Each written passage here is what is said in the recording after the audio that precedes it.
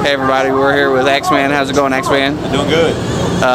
Today we're going to answer the $1 million question. If you could have every penny back that you've ever put into a race car to walk away, would you take it? Nah, I wouldn't take it.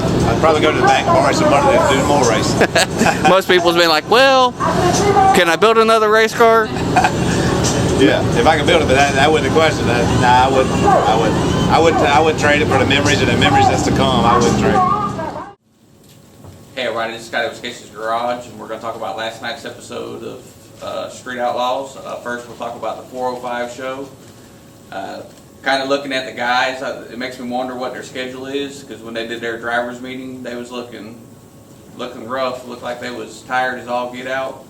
I know they make it seem like it's a weekly thing that they're racing, but sometimes the weeks could be actually days and back to back. So I'd be kind of interested to see what their schedule actually was, because they was looking pretty beat up, and you could tell they was tired.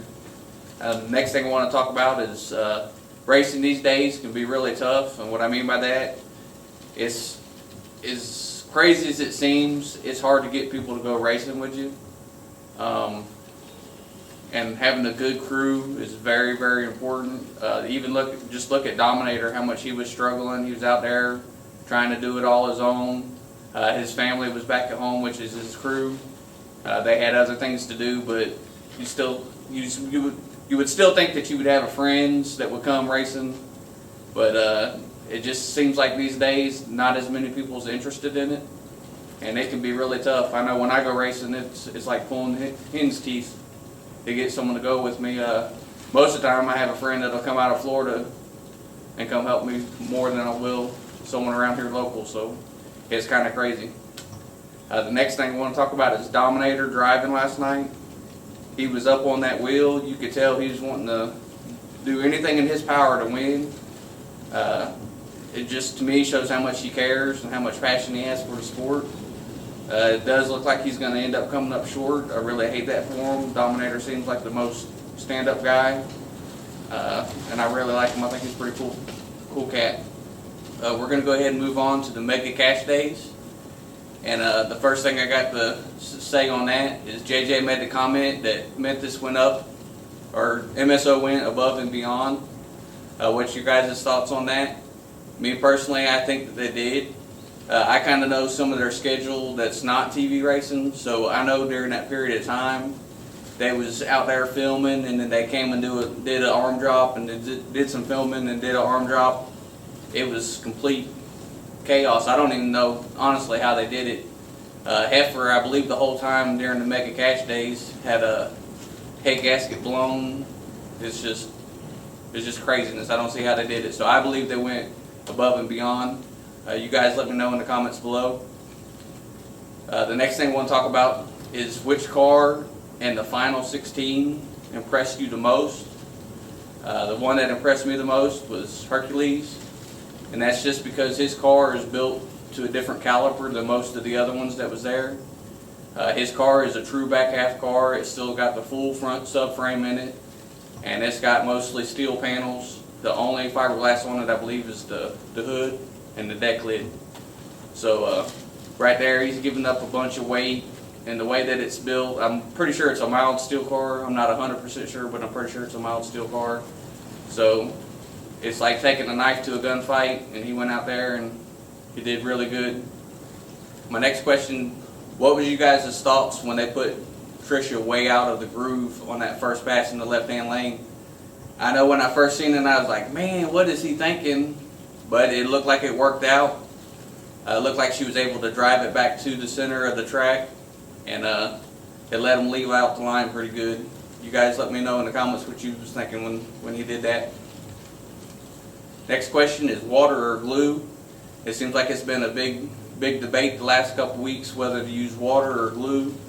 My take on it is I prefer water, because it seems like it takes glue 3 or 4 or 5 passes to come around. This has always been my experience with it.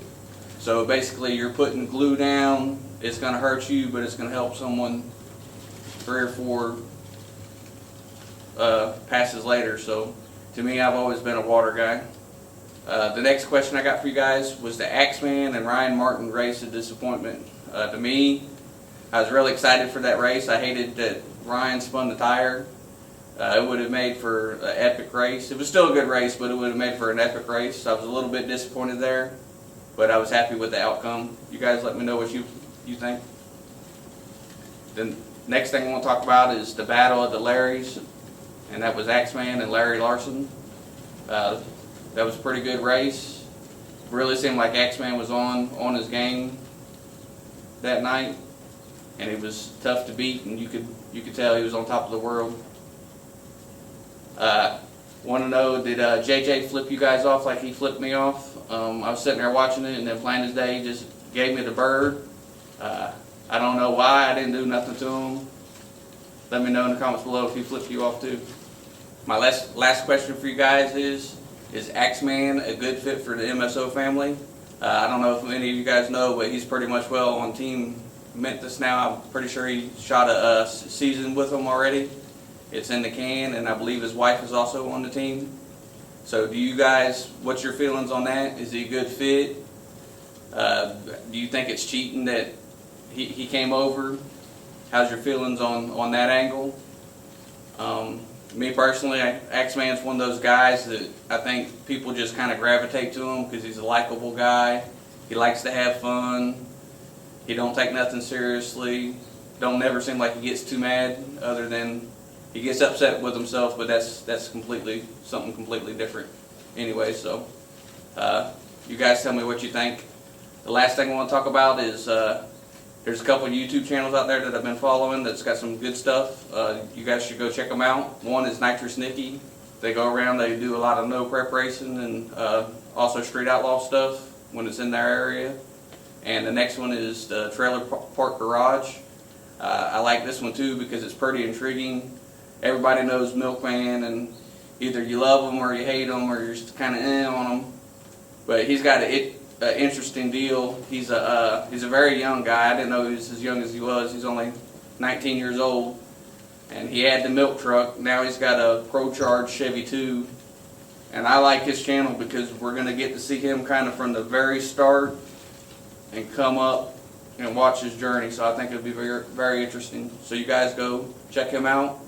Same with Nitrous Nicky. Go subscribe to him, and I'll catch you guys on the next one.